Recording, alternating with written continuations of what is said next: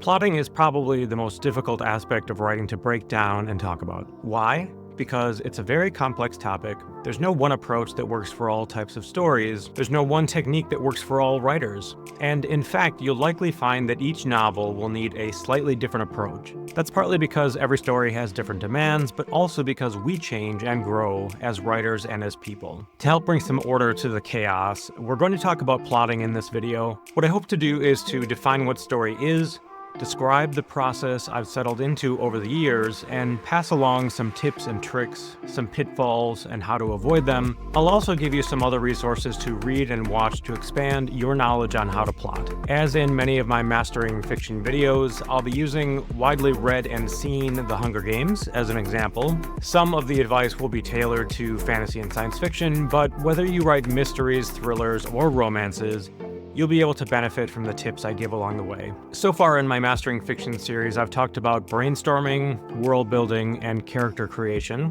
This is part 4 of the series, and I'm recording them in such a way that they build. The videos are self-contained, and you can certainly watch any of them on their own, but I mention this because you may find benefit by watching them in sequence to get a more well-rounded idea of how to create, write, and edit a novel. I have 4 more videos planned and a few more in the works, so be sure to subscribe to be notified when those come out. Hi, I'm Brad Beaulieu, and I'm a full-time fantasy and science fiction author. I've published a dozen novels, more than 20 short stories, and I love talking about the craft of writing, which is why I started this channel, A Novel Approach. A Novel Approach is dedicated to helping you reach your writing goals by sharing inspiration, technique, and my 20+ years of experience in writing and publishing. We're going to get into the main content in just a sec, but before we do, I wanted to let you know that this video doesn't have a sponsor, but it is supported by those of you who get value out of these instructional videos, and spread the word, maybe buy me a coffee on coffee.com, link in the description below, and even buy signed books from my online store at quillings.com. Thanks so much for your continued support. It's because of you that I can continue to make free videos just like this one. And for those of you who are new, please consider subscribing so you can keep up on all the latest tips, tricks, and deep dive techniques I'm adding on writing.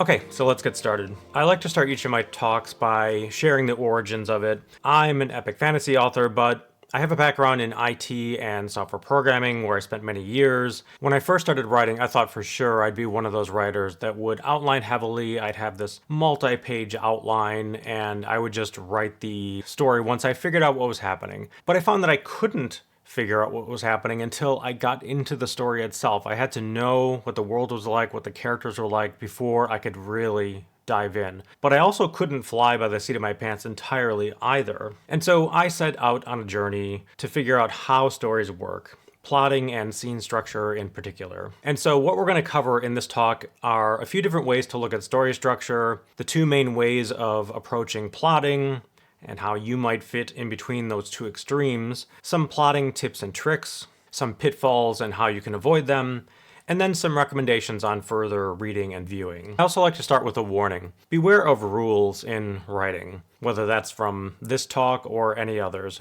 What works for some authors may not work for others. At the same time, I'm a big believer in trying things on for size.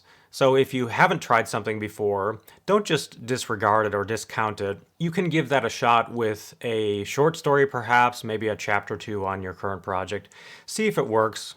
If it does, keep it. If not, toss it. What I hope to present are some tips and tricks, tools in other words, that you might use to fill your own writing toolbox. And I'll open with some bad news as well. All the stories have already been told. You will not find a brand new type of story structure that hasn't been done already. But the good news is that's fine. That's okay. We, humans, have an insatiable desire for stories told in different ways, from different perspectives, with different paths followed along the way. So let's start with story structure. There's a few different ways to look at it, and we'll look at a few right here. One of them is this 7-part definition. A story is a person, and that could be multiple people for an ensemble cast, in a place, a setting in other words, which might be our world, another world, and they have a problem. And the character goes through successive attempts to solve the problem, failing each time, otherwise the story would end, until ultimately succeeding or failing. And denouement closes the story. So we have something like this. We have an inciting incident, and then a number of scenes, and then we have the climax and the denouement. The inciting incident and the climax and the ending, that denouement, are special scenes. I think I'm going to create a separate video to talk about those in particular, the basic building blocks of story. The inciting incident and the prologue, which is optional. Not every story is going to have a prologue. And then I have a separate video just on the structure of scenes, but I'll talk about that. And then the purpose of the climax and the denouement. I do kind of reference those as we move along throughout these videos, but I'll create one just dedicated to those.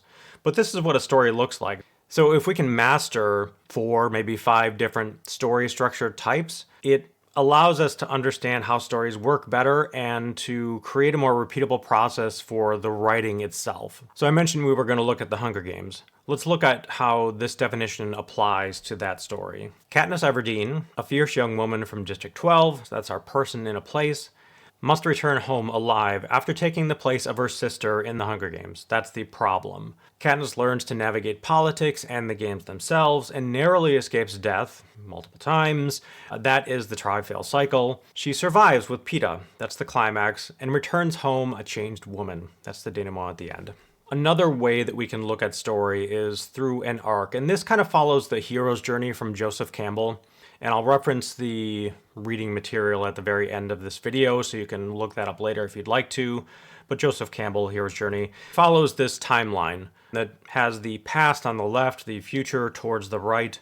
And the story opens at some point. We see Katniss Everdeen, for example, going about her normal everyday life in District 12. And we get a sense of what her life is like. That's partly the purpose of opening the story before the inciting incident. So we get a sense of what life is like before that occurs and sends them on a new path. Usually at the end of the first chapter, we will have the inciting incident, and that will send the character on some new unexpected path. And much of the story from that point forward is about getting things back to how they were. Her sister is chosen for the Hunger Games. She takes her place, Katniss does, and then she wants to get home alive after that, and she wants to save Peeta as well. And eventually we'll have a climax and we'll close the story with that denouement. One more way to look at story is through the 3-act structure. So Act 1, Act 2, Act 3, you'll also hear this called beginning, middle, and end. And so Act 1, the beginning, is the setup for the story. It is where we see the story open, the inciting incident occurs,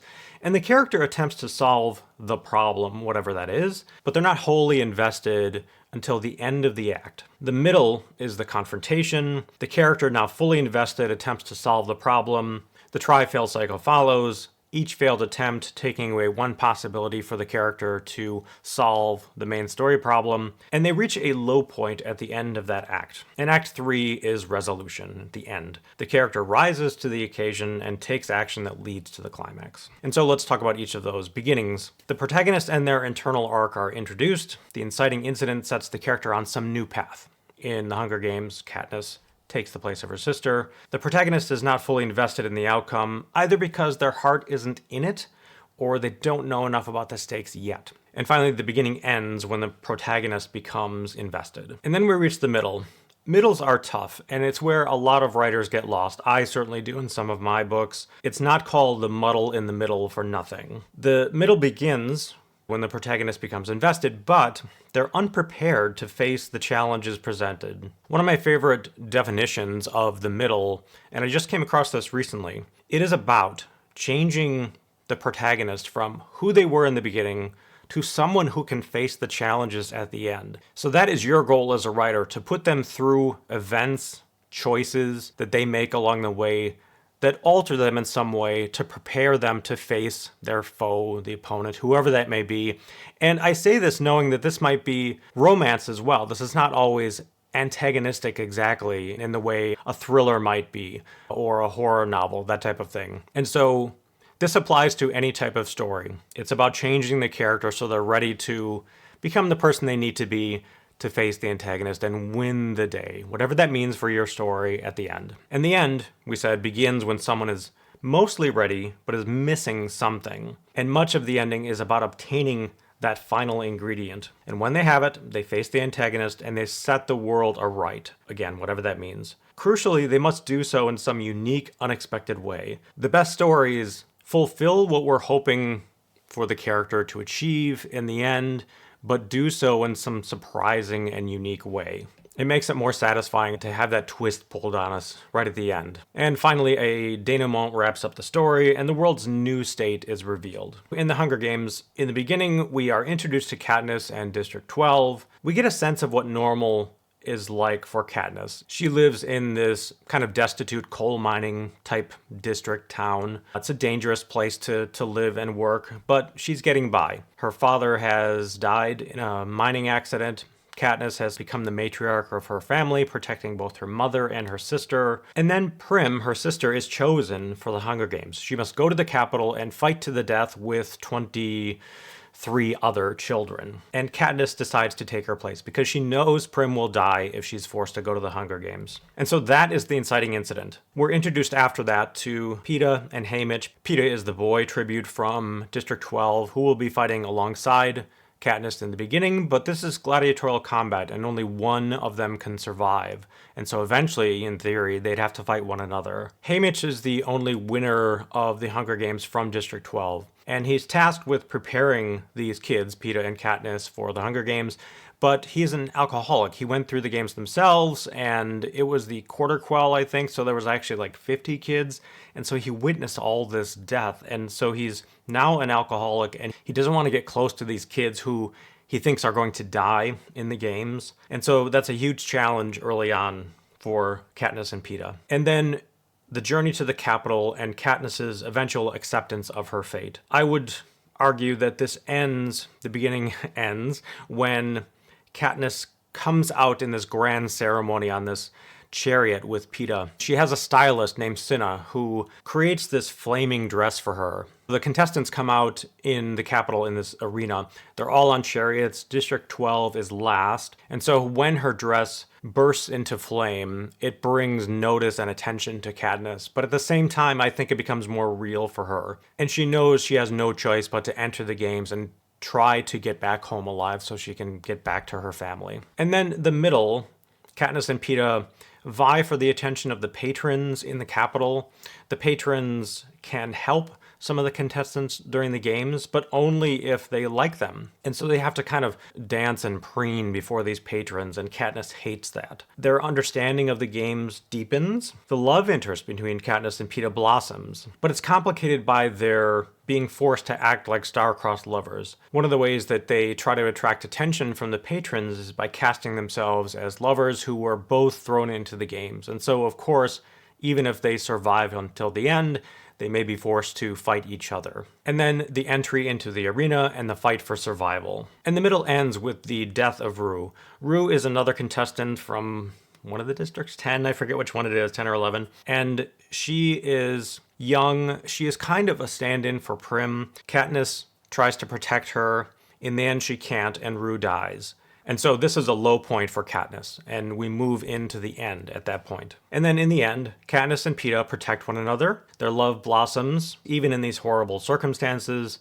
Katniss was kind of keeping him at arm's length. She didn't want to even investigate or explore her interest in Peeta because of the situation that they were in. But over time, she finds that she does like, maybe even love him. They win the hearts and minds of the populace, and President Snow wants to snuff their growing influence. This is one of the reasons that this is a standout story and trilogy, is because of the political aspect as well. It's not just about kids surviving the games, it's about a system that allows for the Hunger Games and the tearing down of that system. So towards the end of the story, President Snow, through the Game Masters, announced that if the boy and girl tribute both survive and defeat all other contestants, they can both win the Hunger Games. They can both live. And so Katniss and Peeta go to the cornucopia where the games began, and they face and defeat Cato from District 1, one of the districts that revere the Hunger Games and train for them heavily. And they believe they'll both be spared, but after they defeat Cato, another announcement is made revoking the previous offer and stating they must now fight one another. They have these berries that are poisonous, and so Katniss and Peeta decide that they'll eat the berries and die by suicide in essence so that President Snow doesn't win. They're trying to sort of defeat the system. They refuse to play by their rules. And so they would win if they did that, and President Snow doesn't want to give them that win, and so they change their mind again, and both Katniss and Peeta survive at the end of the story. So I'd like to open up the advice on this tip from Dan Brown.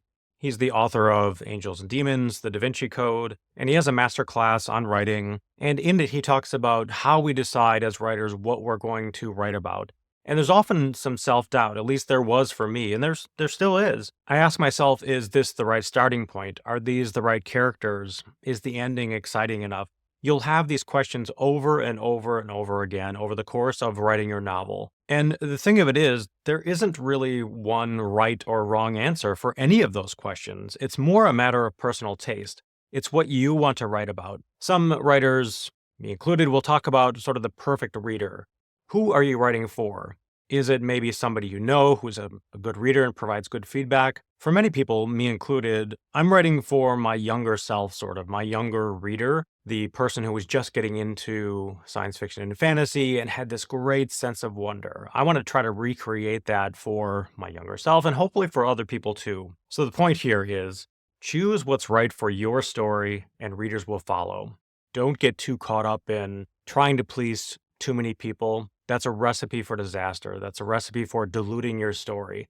Write your story your way and stay true to yourself, and the story will be better for it. The second plotting trick is to use tension as a guiding light. Tension is the disparity between what the character wants, the protagonist, and how badly they want it, and how far away it seems and how difficult it will be to achieve. Tension is often used at the scene level to describe the action or the opposition the hero is facing, or even a love interest and how difficult it is to connect with them, but it applies at the macro story level as well. And so you can use that as a way to decide what path to follow. If you have choices that you're making, which one could provide more tension? What kind of world will lend itself to higher tension? What kind of characters, what kind of ensemble cast can you create that will lend itself to interesting, sparkling, fiery dialogue, action, etc.? Often a story moves forward unintuitively when the character seems further from their goals, not closer. Think of tension as the teeth that grab the reader, or a narrative vacuum that kind of pulls the reader along. They're wondering what's going to happen. They don't know yet, and so that's why they read on. They want to figure it out. They want to see what happens. And so use that to help guide your decisions on your plot, and your world, and your characters too. But we're talking about plot today. George Martin talks about the architect versus the gardener. The architect plans exhaustively. Brandon Sanderson is kind of famous for having these really long outlines. Peter Brett as well, 30, 40, 50-page outlines, and details each scene, where the scene occurs, what it's going to accomplish, who it involves, what the results are, that sort of thing. Whereas the gardener plants seeds and coaxes the plot as they write. In Stephen King's On Writing, he talks about both of these types of plotters. He doesn't call them that, but he mentioned that Carrie was one of the first books where he just had a situation and he wrote the whole thing and it just flowed. And he said he kind of preferred that in general, but that he has definitely used both because some stories don't come easily, and so you need to plot them out. Some writers live on the extremes of this continuum, either plotting heavily or refusing to plot, but few writers are one or the other. More than likely, you're going to fall somewhere between those two extremes, plotting some, but leaving room for interpretation and growth, and that's certainly where I am. Even if you're not, you can still use these techniques to lean into the other extreme, either architect or gardener. But how do we find the happy medium between these two? Let's talk about laying the groundwork for your story. A story comes from the world in which it's born. More importantly, so are the characters. The world defines the characters' boundaries, their histories, some of their likes and dislikes. It is the soil in which they grow. In my first couple of novels, I tried to define the characters to some degree, the world to some degree, and then I would dive in and start writing. And for me, that didn't work. I needed to know a lot more about the world itself, the characters, where they came from, that sort of thing. The inciting incident early on in the story is important, but as or more important are the initial conditions. In my former life as an IT professional, I worked at a nuclear power plant. And in the US, all power plants by law must have a simulator that is a mock-up of the control room to train operators on how to run the plant, how to bring it up to power, how to bring it down again, how to deal with various problems that may occur. steam breaks, electrical circuits tripping, that sort of thing. And so we had a mock-up that had all of the controls, all the printers, all the gauges, everything in a separate building away from the power plant itself. We would train operators. I ran the software side of things. And what we had were snapshots, they were called. And we could bring the power plant up to a certain condition, either running or at no power or somewhere in between. And then we could take a snapshot. And when the trainers were going to run some kind of scenario for the operators to be trained on, they would use one of those snapshots. And so those became the initial conditions for the training run that they were about to go on. And I say this because this applies to story as well. We have a story that's about to go off the rails, right? And in these training scenarios, they might do something like have a steam break occur, and that has a cascade of effects throughout the power plant that the operators must deal with. And so it's a great analog for protagonists in a story that come across something that sets their world askew, and then they have to try to set things right again. They're trying to get things back to normal, whatever that means for them. And so those initial conditions for your story are provided by the world itself, the characters, their upbringing, their environment, the machinations of the plot before the story begins, and the things that led to them. And so knowing all that stuff helps you so much. I spend months into years developing these initial conditions for a story so that I know what the world is like. I know what led to the antagonists doing what they're doing. And it advises me so much on what's going to happen to the main character, how they're going to respond, and then how the antagonist is going to respond in turn to whatever the protagonist is doing. The more you know about the world, the more you know about your characters. And the more you know about your characters, the more you know about the story itself. Not to mention the concept of world as character. So let's talk about internal versus external arc. The internal arc represents what the protagonist wants for themselves. In Katniss's case, she lost her father to a mining accident when she was young, and then she became the matriarch for her family because her mother became deeply depressed and couldn't take care of Katniss and Prim. And so she wants to protect her family. She wants health and happiness for herself, her family, and her friends. The external arc represents what's happening outside the protagonist's inner desires. And so Prim is chosen for the Hunger Games, and Katniss volunteers to take her place. That is the inciting incident. And that's where the external arc collides with the internal arc of Katniss. And so we have this world that we mentioned that gives rise to the characters, and they have these internal desires. We also have a plot that is derived from some external events that are going on, usually unbeknownst to the main character. And so the character's internal desires are their internal arc. That's what they want for themselves, and that the story should at least address, if not fulfill, by the end. And then the plot, those external events, that is the external arc. That's what collides with the character's inner desires, their internal arc, and the story truly begins at that point. I'm going to call on George Martin here again. He describes his process as a journey through a misty bog, and there are lights in the fog that he can see, but he doesn't know the path to get to them because it's very foggy. He doesn't know if the path he's taking currently will lead directly to that first light. So those lights represent the main turning points in the story and perhaps the climax at the very end. It's very useful to have those in mind, but again, plotting is difficult and you may not have the best idea of how things will or even should go in the beginning until you start writing. And so he develops those lights in the fog, and those are guideposts for him. That's what he's going to be writing towards. I've used that technique throughout my career, and I find it very useful because I have to have some structure to my story, but I can't get the whole thing in mind. But having just a couple of things, that's pretty achievable in the beginning, right? And so I develop the end of the novel in as much detail as I can. And for me, that's crucial. I kind of have to know at least vaguely where the story is going to end up. And then I try to figure out 2 or 3 high points, plot twists, setbacks along the way. And then I plot toward that first light in as much detail as I can. And for me, that ends up being usually 5 or 6 chapters. That's about as much clarity as I can get. I have a vague idea of what's happening in between those points, but again, not in detail. I could not yet write those scenes because I don't have enough information yet. I haven't filled in the story quite enough to do that. And so then I start writing. Once I have 5 or 6 chapters outlined in detail, I start writing. And when I reach that first light, the major plot twist or milestone, reversal, what have you, I'll plot to the next light and keep going. But What if you can't reach that first light? That's fine. That's okay. Sometimes you won't be able to, often you won't. Plot as many scenes in as much detail as you can, right until you feel like you can't go further, then stop, plot more, continue writing. And so I call this inchworming my way through the plot. I get as far as I can in terms of outline, I write as far as I can, and then I outline some more. And there are often times where I have to sort of readjust things along the way, and that's just part of the game. But at least it brings some structure while leaving room for creativity and new ideas along the way that I could not have had in the beginning. I didn't have enough clarity to have these cool ideas kind of crop up as the story is being written. Plotting trick number 3, don't settle.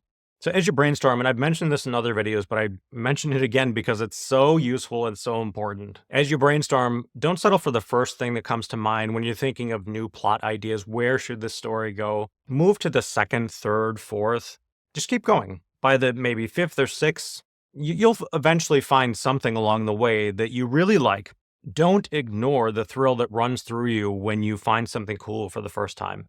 It is the plotter's best friend, and I use this on a daily basis as I'm writing, and you can cultivate this sort of sense, not only being creative and finding new ideas, but getting a sense of what's really going to work for a story and what isn't. That will develop over time. But keep at it. Keep pushing yourself until you find something that gives you juice to write, to sit in that chair and get that story done. Think of those times when you hear something and go, wow, or your head jerks back, or you nod in appreciation. Years ago, I was at this convention and I was on a panel with an editor from Del Rey, I think, and she had bought and published a book called The Nymphos of Rocky Flats. And it opens with this line, first line, I don't like what Operation Iraqi Freedom has done to me. I went to the war a soldier, I came back a vampire. It's like, wow. When I first heard that, my head literally jerked back. It's just a great opening. So that is exactly what you're looking for from your own ideas for plot, character, world, what have you. Plotting trick number 4, cultivating your idea net. Ideas come at us every day, all the time, and we as writers have to learn to pick up on those. We can jot those down in our idea journals, and if you don't have one, you should have one. Just put them in a text document somewhere, maybe a Scrivener project, what have you, and collect them over time. And you can go back to them and see if they might work for the story you're working on or for a brand new story that you want to write. And these could be ideas that are coming to you from a segment on NPR that you're listening to, a TED Talk, a movie you're watching, a book that you're reading. It doesn't matter where they come from. The point here is that you're going to be working on this story for a long time, and you'll have kind of random ideas coming at you. And interesting ones you should glom onto, take a note of, and see if they help you in any way. Again, either for the story that you're currently working on or perhaps a future story. So when you're reading a story and you predict the ending, but maybe it wasn't quite right, that's a parallel plot, like a universe unexplored. When you watch a movie and think, what if? Those are echoes of stories that could have been. And over time, you'll get better at picking up ideas for your own story. You will think of new things for your story without even trying. They'll just come to you because they're in your mind so much, and you're listening for those things and keeping hold of the ones that you think will work. So plotting trick number 5 is play mad scientist. Over time, we will develop these different ideas, and this might apply more to the early parts of the story, but could certainly apply later on as well. Brandon Sanderson talks about wanting to have 2 to 3 unique, interesting ideas for a short story, 4 to 6 ideas for a novel. And so if you're planning on writing a short story or novel, do you only have like one cool idea for your short story? Well, maybe that's not enough. And if you only have a couple for your novel, maybe you need to push yourself a little bit more. And so we have our idea journal, and we have a bunch of ideas that we've collected over time. And so you can try combining 2 or 3 ideas, put them together and see what happens, and see how that affects the ideas as a whole. And sometimes you'll find that 2 ideas together are much more interesting than either idea was on its own. Plotting trick number 6, play reverses. If you feel like you're in a rut, that you've reached a dead end, try reversing somebody's motivations. An ally is actually an enemy. And maybe you didn't envision that in the beginning, but when you look at it, it's interesting and you think it could work. And so play that out and see if that helps you at all. Maybe a clear win for the characters is actually a terrible disaster. And then when they do realize it, then they have to recover from that in some way, right? So you're taking existing elements that you have, the things you have planned for them, and you're just turning them on their heads and seeing what that does for your story. See if that gives you any new ideas. Plotting trick number 7 is don't head straight for the light. We mentioned George Martin, those lights in the fog. Linear plots are boring, so you want to look for ways to introduce twists. In the beginning, those lights should be sort of at different places in the bog that you're going through, but also you shouldn't be taking a direct path to them either. Look for ways to introduce twists, changes in course you didn't see initially, and hopefully the reader won't either. Plot twists keep reader engagement high. Plotting trick number 8, the cool factor. Often while I'm writing, something will occur to me that I hadn't thought of before. It's just out of the blue, but I really like it. I don't always adopt these ideas. These can be a little bit dangerous because the ideas could force you to rewrite a lot of stuff. But if it works for the story, I don't care about that. What matters in the end is the story itself. Is it cool or not? It's only going to be written and published once, right? The most important thing is making the story the best that it can be. So I don't worry about rewrites if it works for the story. At the same time, I don't try to shoehorn an idea that doesn't quite feel right. If it doesn't work, it doesn't work. But just try it on for size and see if it's going to work. And if it does, go ahead and tackle it. Now, there are some pitfalls as well. Don't brainstorm your plot to death. I'm talking a lot about creativity, pulling in new ideas, that sort of thing. But it is easy to overwork your plot, brainstorming every event and every character. And this is a skill that needs to be developed, and you will get better at over time. Learning when to use the ideas you have and when to stop and brainstorm. And remember, sometimes the convenient answer is the best answer. Pitfall 2, on a related note, take good ideas that come quickly. So I mentioned before, keep pushing to the 2nd, 3rd, 7th, 8th idea until you have something that you find interesting. And that kind of implies that you discount the first couple of ideas. So it's fine to keep working on new ideas, but don't discount a good idea just because it came first or second. Some of those good answers, some of those really cool things for your story will come early. And so don't throw them away just because they came early. You'll develop that sense over time. Pitfall 3. Stop writing when it doesn't feel right. Learn to know when your story is going off the rails. I've gotten much better at this over time. In the beginning, and still, I have quotas on a day-to-day basis. Early on, it was like 1,000 words per day. Now it's 1,500 to 2,000 words per day. Now that I'm doing this full time. In the beginning, I would try to write those words no matter what, even if I didn't know where the story was headed. Now I have a much better sense of when a story feels adrift and whether or not a scene has a purpose and a direction after it's finished. And if I feel that way, I will just stop. It is time to stop and think about the story a bit more, maybe add a few new plot points, maybe deepen the characters, fill in the world, what have you. There will generally be some voids that I recognize and I have to fill in. And so I'll just take the time, day or two at most, fill those things in, and new ideas will crop up.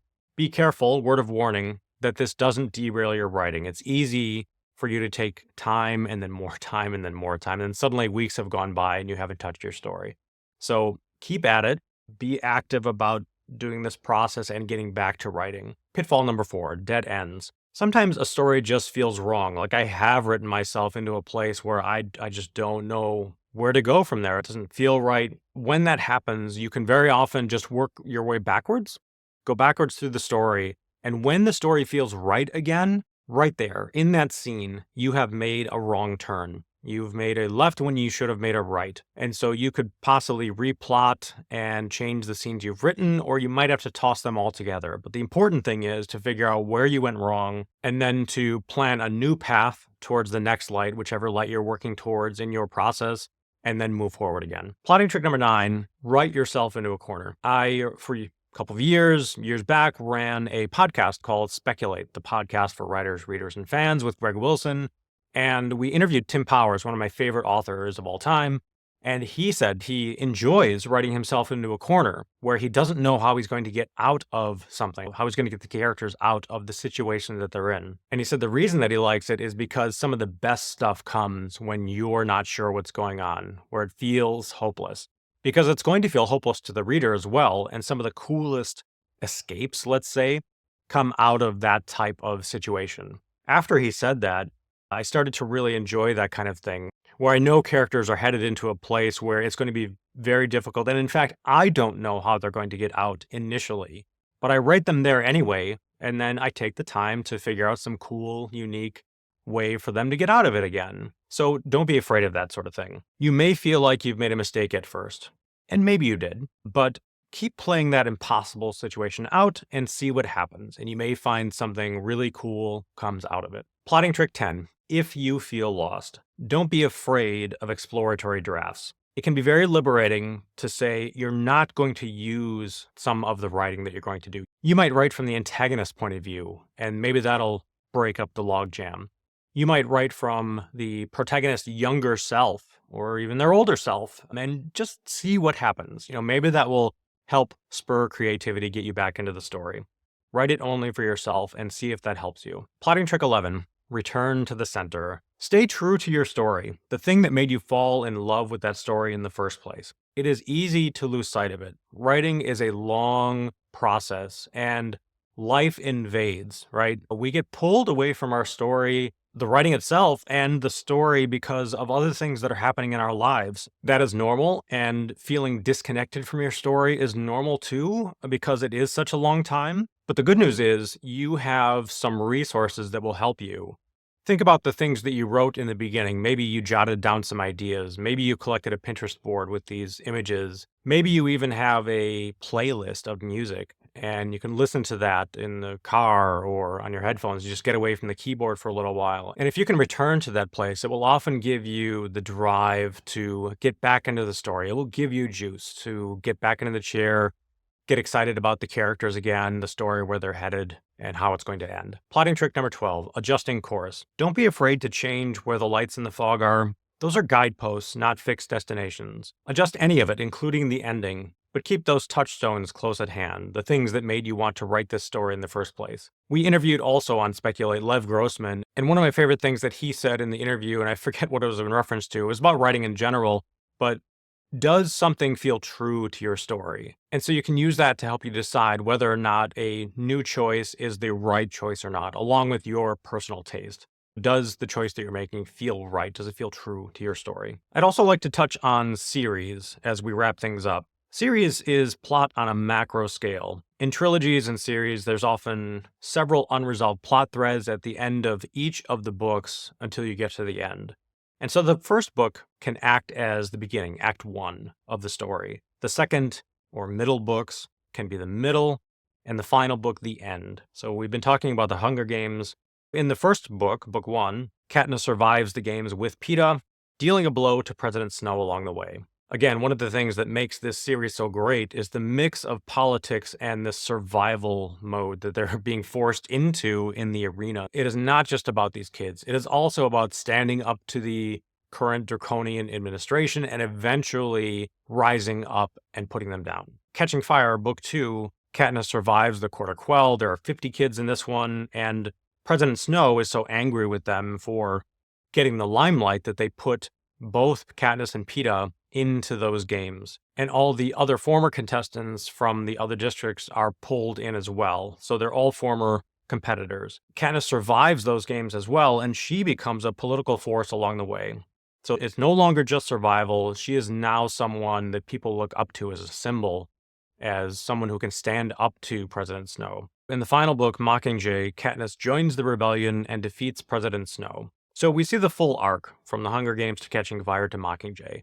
But each story has a full arc of its own. It is a complete story in and of itself. And so that's what you want for your series if you're writing one. You want the series to have an arc as well. So think about that as you're plotting out how the first book begins and ends, what that leads to in the second book and following books. So I mentioned some book and video recommendations. I will highly recommend Nancy Kress's Beginnings, Middles, and Ends. This is part of the Writer's Digest books, Elements of Fiction Writing. Many of those books are really good, but I really like this one because it details what the beginning should accomplish, what the middle and end should accomplish. And so it gives you a very good idea of what you're looking for in each of those parts of your novel. I'll also recommend, I mentioned Joseph Campbell, and The Hero's Journey is a detailing of the monomyth, a structure that has been used since the time of myth and that many, many modern stories use to this day. And so it's very useful to look at. I will also recommend, along with this, The Hero with a Thousand Faces. The Power of Myth is a book that was written from the transcript of an interview that Joseph Campbell did on PBS with, I think, Bill Moyers. And you can watch that, so you don't necessarily need the book. You can watch that interview on YouTube. It's available. This has some slight additional notes in it. But if you absorb information reading better than you do watching a video, they're both available. And I'll have links to all these in the notes below. I will also recommend the YouTube series. I think there's 5 parts. Dan Wells gave a presentation and it was taped in these 5 parts. It is 7-point story structure. So if you just do a YouTube search for Dan Wells 7-point story structure, you will find that series of 5 videos. It's very interesting. It's another breakdown. So it's a bit more detailed than 3 acts. I saw that and I adopted it for the stories that I've written since. And I find it useful to look at story from different ways. I still use Act 1, 2, and 3, but I also use this 7-point story structure. So the more you know, the more you try on for size, the better off you're going to be. The more tools you're going to have in your writer's toolbox. So take a look and see if that helps you at all. And then I did mention Dan Brown's masterclass on writing. I watched a number of those. I got a subscription one year for my birthday, and then I watched like all I could during that next year. And Dan Brown's was the most pragmatic I found. He is a very nuts and bolts kind of writer, and so am I. And so that really spoke to me. There are a number of other good ones as well, but I found that one worthwhile. So if you happen to get a subscription to Masterclass, I do recommend that one. So wrapping up, invest time in understanding story structure. Use that knowledge to develop your world, your characters, and especially the plot. Determine your lights in the fog. Plot out as far as you can go in detail. Write, and then inchworm your way through the plot. Stop and replot when you need to, and then keep going till you get to the end. But keep your mind open to new possibilities along the way. There's no doubt that plotting is a complex topic. It can feel daunting at first, but by understanding story structure and using it to our advantage, it can make the impossible task of plotting out a full novel more achievable by breaking it up into bite-sized chunks. Now I'd like to turn it over to you. Leave a comment below with 1 or 2 of the best plotted novels you've read. Did you start as a plotter or a pantser and move toward the other extreme? There are a million books and other resources on plotting. Which ones have you found to be particularly useful? And if you found these tips useful yourself, please like and share with others who might gain benefit from it. I'm planning more mastering fiction videos, plus Scrivener how-tos, and more. So hit subscribe to be notified when those come out. Until next time, dream big, stay positive, and keep writing. Peace, everyone.